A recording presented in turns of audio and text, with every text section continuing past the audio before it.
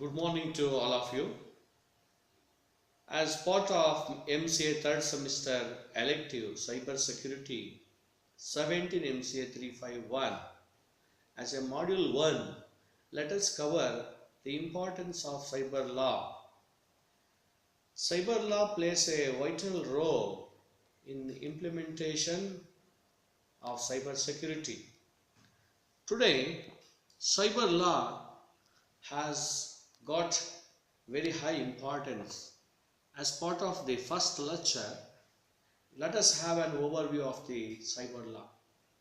As a first topic, need of cyber law, cybercrime, introduction of cyber law with a special focus on IT Act 2000 and IT Act Amendment 2008, SOPA and PIPA, World and cyber law, importance of cyber law in present era. Let us have these topics as part of the cyber law. Today, cyber law has got highest significance. National Research Council USA Computer at Risk 1991 report says, modern thieves can steal more with a computer than with a gun. Tomorrow's terrorists may be able to do more damage with a keyboard than with a palm. That shows the real importance of the cyber law. Cyber law has come into existence because of the internet. The internet has dramatically changed the way we think, the way we gown, the way we do commerce, and we perceive ourselves. Information technology is encompassing all walks of life all over the world. Cyber law creates a moral, civil and criminal wrongs. It has now given a new way to express criminal tendencies. Cyberspace is open to participation by all. IT has brought transition from paper to paperless world. The laws of real world cannot be interpreted in the light of emerging cyberspace to include all aspects relating to different activities in cyberspace. Every citizen who uses an electronic gadget which is capable of making a communication is called netizen. Today, internet requires an enabling and supportive legal infrastructure and framework which can control the cyber crimes. That's the importance of cyber law. Cyber law is the law governing the cyberspace. Cyberspace includes computers, networks, softwares, data storage devices such as hard disks, USB disks, etc. The internet, website, emails, and even electronic devices such as cell phones and ATM machines are part of the cyberspace. Cyber law deals with cyber crimes, electronic or digital signatures, intellectual properties, data protection, and privacy. Cyber crimes is defined as any crime with the help of computer and telecommunication technology. A cyber criminal intended person that he will do any crime where either the computer is used as an object or subject is called a cyber crime. There are different categories of cyber crimes. Cyber crimes against persons, cyber crimes against property, cyber crimes against government. Against a person, cyber stalking, for example, impersonation, loss of privacy, transmission of obscene material, harassment with the use of computer. These are the crimes against a person. Cyber extortion or impersonation is a crime involving an attack or threat of an attack against an enterprise. It is also coupled with a demand or request for money to avert or stop the attack. In the cybersecurity, it's very important to protect oneself against cyber extortion. Digital impersonation is a form of identity theft for committing fraud or cheating of another person's identity, in which someone pretends to be someone else by assuming that person's identity, typically in order to access resources or obtain credit and other benefits in that person's name and fame. Cyber extortion and impersonations are examples of the cybercrime against a person. Let us take another category of cybercrime, that is crime against the property. Unauthorized computer trespassing, computer vandalism, transmission of harmful programs, siphoning of funds from financial institutions, stealing secret information and data, and copyright. These are the crimes against property. Computer vandalism is a process wherein there is a program that performs malicious functions such as extracting a user's password or other data or erasing the hard disk. Trespass. A person is guilty of computer trespass when he or she knowingly uses, causes to be used, or accesses a computer service or computer network without authorization, and he or she does so with an intent to commit or attempt to commit cybercrime. Let us take a crime against the government, hacking of government websites, cyber extortion, cyber terrorism, and computer viruses are another set of cyber crimes against the government. Some other cyber crimes are by using logic bombs. Spamming is a cyber crime. Virus and worms and Trojan horses, these are also used as tools for doing the cyber crime. Email bombing, email abuse, etc. are the example of cyber crimes. For more information of cyber stacking, you can go to ncw.nic.in online complaints v2. So where the government gives a portal to make a complaint against the cyber stalking. Statistics of cybercrime. If you take a look at cybercrime statistics from 2008 to 2011, it was of the order of 267 to 411 in 2009, 1,322 crimes in 2010, in 2011 it is 2,230. You can take a statistics of different survey from 2011 up to 2018. You can make out that cyber crimes are increasing every year and making a huge loss in terms of GDP of a country.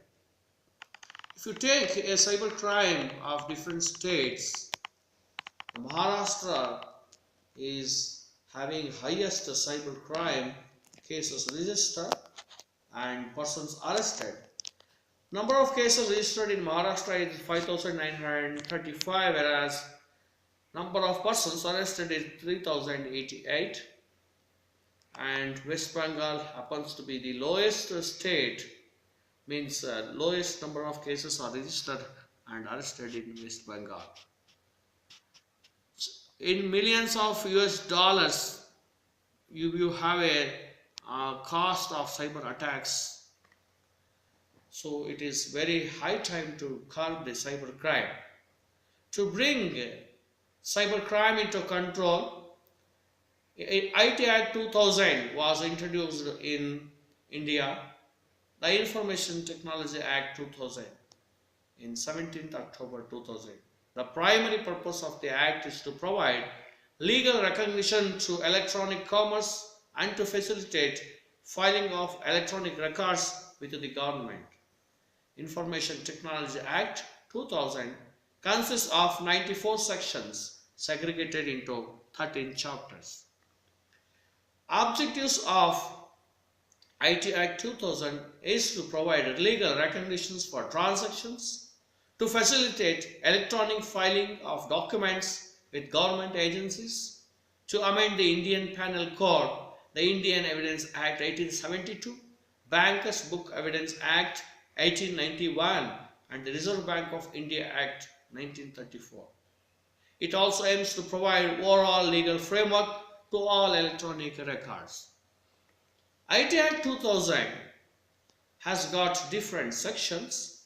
Some of the sections are Section 43, which handles actually tampering with computer source documents. Section 66, hacking with computer systems and data alteration. Section 67, publishing obscene information. Section 70, unauthorized access to protected systems. Section 72, breach of confidentiality and privacy. Section 73, publishing false digital certificates. These are some of the sections of IT Act 2000. Further, you have different sections of IT Act 2000, such as Section 503 and 499 IPC for sending threatening and defamatory messages by email. Section 463 IPC for forgery of electronic records. Section 420 IPC, bogus websites and cyber frauds. Section 463 and 500 IPC deals with email spoofing and abuse. Section 383 IPC, webjacking. These are the some more sections of IT Act 2000. If any person uses a computer or computer network without the permission of the owner or any other person who is in charge, access, download, copy any data from such computer, introduces computer viruses into any computer, damage any computer network or computer, changes account settings unauthorizedly, will be punished under Section 43. The punishment shall be liable to pay damages by the way of compensation not exceeding 1 crore to the affected person. Section 66, hacking with computer system. If information residing in a computer resources must be either destroyed, deleted, altered, diminished in value or utility, affected injuriously, punishment 3 years or fine up to rupees 2 lakhs. Section 67, publication or transmitted in the electronic form any material which contains sexually explicit acts or conduct. Punishment, first conviction with 2 to 5 years of imprisonment and fine of 1 lakh rupees. Second or subsequent conviction with the imprisonment up to 7 to 10 years and also with fine which may extend to 10 lakh rupees. Some other sections, Section 75, tampering with computer source document. Punishment offences are punishable with imprisonment up to 3 years and or fine up to rupees 2 lakhs. Section 69, interception, monitoring of any information regarding the integrity, security or defense of India, friendly relations with foreign countries. Punishment 2 lakhs and or jail not extending 5 years. Some other sections, Section 502A, publishing, transmitting images of private area of a person without his or her consent. Punishment 2 years and or 2 lakhs. Section 419A, cheating by any communication device or computer resource. Punishment 5 years. Section 417A, identity theft. Punishment 2 years. Section 72, violation of the privacy policy. Punishment fine up to 5 lakh, jail not exceeding 3 years. IT Act Amendment 2008, Information Technology 2000 Act was amended in 2008, which has been passed by the Parliament on December 23, 2008. It received the assent of the President of India on 5th February 2009. IT Act 2008 has been notified on October 27, 2009. IT Act 2008, which is amended, new version of IT Act 2000, provides additional focus on information security, added several new sections on offences, including cyber terrorism and data protection, 124 sections and 14 chapters. Schedule 1st and 2nd have been replaced and Schedule 3rd and 4th are deleted. Salient features. Digital signature has been replaced with electronic signature. Section 67 of the old Act is amended. Section 66A to 66F prescribe punishment for obscene electronic message transmissions and cyber terrorisms. Amended Section 69 gives powers to the state. Section 69A and B grant power to the state to direct blocking for public access of any information through any computer resource. SOPA and PIPA, United States America, have many rules to regulate internet content. Currently, USA is working on SOPA. SOPA stands for Stop Online Piracy. Is a United States bill to expand the ability to fight online trafficking in copyrighted intellectual property. PIPA, Protect IP Act, is a proposed law of US government. World and cyber laws. The Great Firewall of China monitors every movement in cyberspace and protects to publish any offensive content. China have a hold on every content which is harmful or dangerous for the government of China. Brazil is considered the world's biggest airport for hackers. Iran is also a dangerous country for netizens. He also have a crime police unit for cyber in cyberspace. Importance of cyber law. We are living in a highly digitized world. All companies depend upon their computer networks and keep their valuable data in electronic form. Government forms, including income tax returns, company law forms, etc. are now filed in electronic form. Consumers are increasingly using credit cards for shopping. Most people are using email, cell phones and SMS messages for communication. Even in non-cyber crime cases, important evidences found in computers, cell phones. In cases of divorce, murder, kidnapping, organized crime, terrorist operations, counterfeit currency, etc. Since it touches all the aspects of transactions and activities on and concerning the internet, the World Wide Web and cyberspace, therefore, cyber law is extremely important. Today we have different architectures which help the people to commit the cyber crime. One such is botnet. Botnet is a collection of internet connected devices which may include PCs, servers, mobile devices and Internet of Things devices that are infected and controlled by a common type of malware. Users are often unaware of a botnet infecting their system. Each computer in a botnet is called a bot. These bots form a network of compromised computers which is controlled by a third party and used to transmit malware or spam or to launch attacks. You can look at searchsecurity.target.com to have a detailed information about the botnet. Word botnet is formed from the words robot and the network.